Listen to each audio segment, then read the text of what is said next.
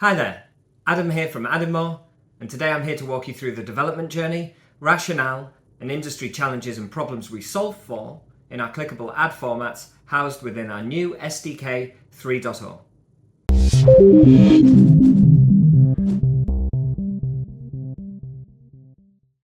We're really excited to launch our InGamePlay Clickable formats, an innovative and unique take on the ubiquitous click we all know, love, and occasionally hate. Adding clicks to our immersive in-game format was not a decision Team AdInMo took lightly. While we were very aware of the obvious commercial benefits introducing a click into our ad placements would produce, we needed to ensure that we maintained our player-first principles. And that means that anything that we developed would have to maintain player delight and immersion while balancing functionality and advertiser demands.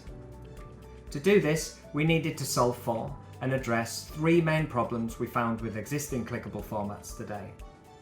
First, unlike game developers, ad tech providers don't have the luxury of creating tutorials for users. There are no how-to guides for how players interact with ad formats, so therefore existing clickable in-game placements can be really confusing for users. They've been brought up on adverts that were previously non-clickable.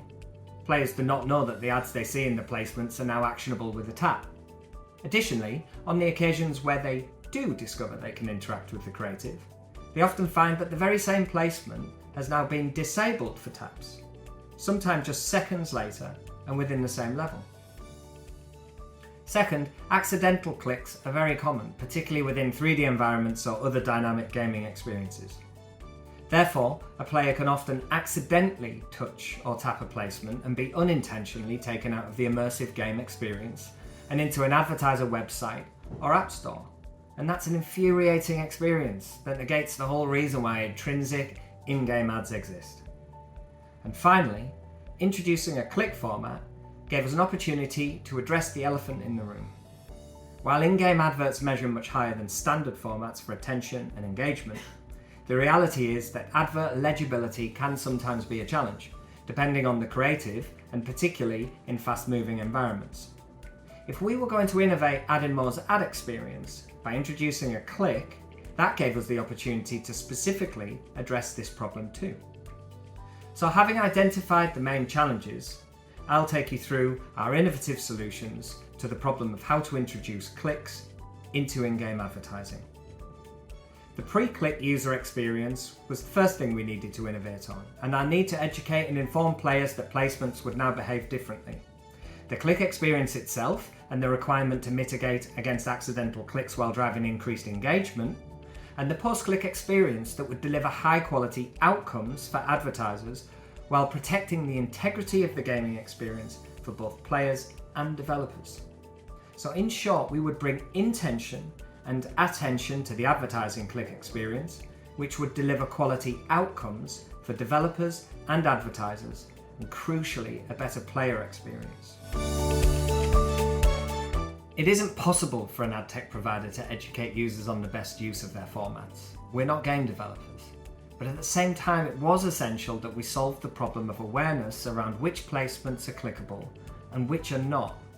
Not only that, but at what point a placement that was previously non-clickable becomes clickable.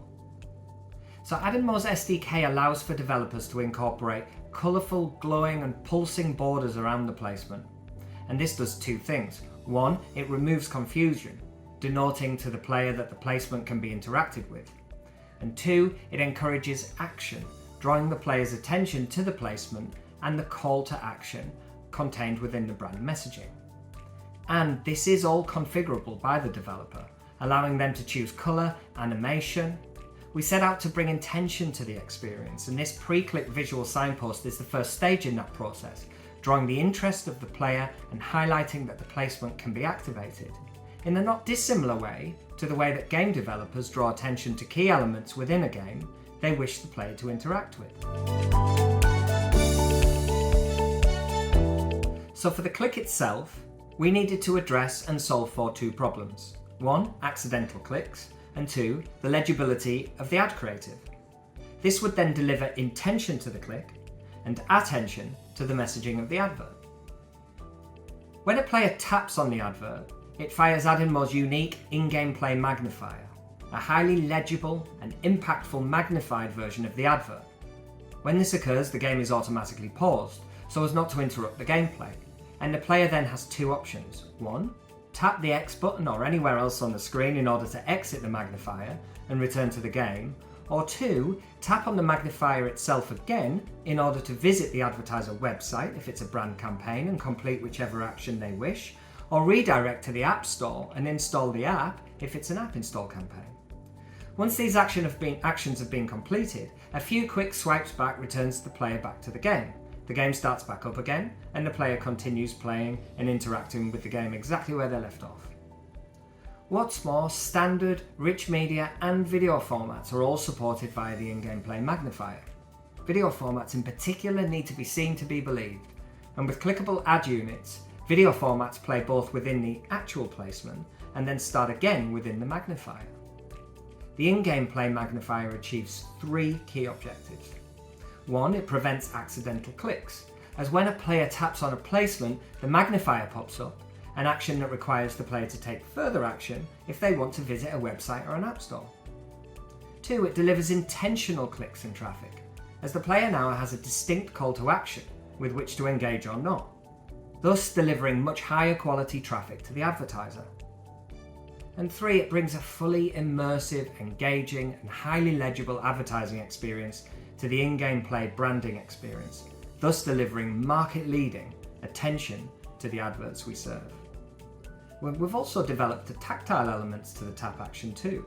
Developers can choose to include a double tap or a long press functionality to further guard against accidental clicks, and a haptic vibrating feedback option to signal to the player that an action has been activated.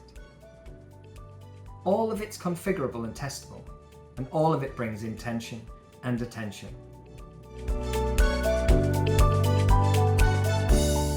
While introducing clicks into the in-game experience is all about the player experience, it's also very much about the ability to deliver different outcomes for our advertising and developer partners. Non-clickable units already deliver quality engagement for our advertiser partners. This means we deliver great outcomes for branding metrics such as dwell time and attention, and also reduce churn for developers. However, until now, intrinsic in-game advertising hasn't been as effective for performance advertisers, or those companies who relied on an app install as a measurement for success. Clickable in-game play ad units make the post-click experience more useful for these advertisers, while balancing player experiences. The advertiser redirect URL determines the post-click experience, so if it's a redirect to a website, then the player simply redirects there. This means a player can purchase a product on an e-commerce site, or fill out a lead form, think booking a test drive on an automotive website, or simply surfing the site product pages for a more traditional brand style advertiser. On the other hand, if the intended outcome is to download an app, we will send the player directly to the App Store on Android devices, or to an app install overlay within the game on iOS. Both user experiences mean it's really easy to return to the game and carry on playing where you've left off once the player has finished doing the desired action. So this mix of seamless integrated in-game experiences aligns with desired demand outcomes and creates the very best UX for players, developers and advertisers alike. So that's it from me, and I hope you found these videos really instructional and useful, and please do, if you want any more information, reach out to us here on LinkedIn or via the website. Thanks a lot everyone, I'll see you all in the next videos.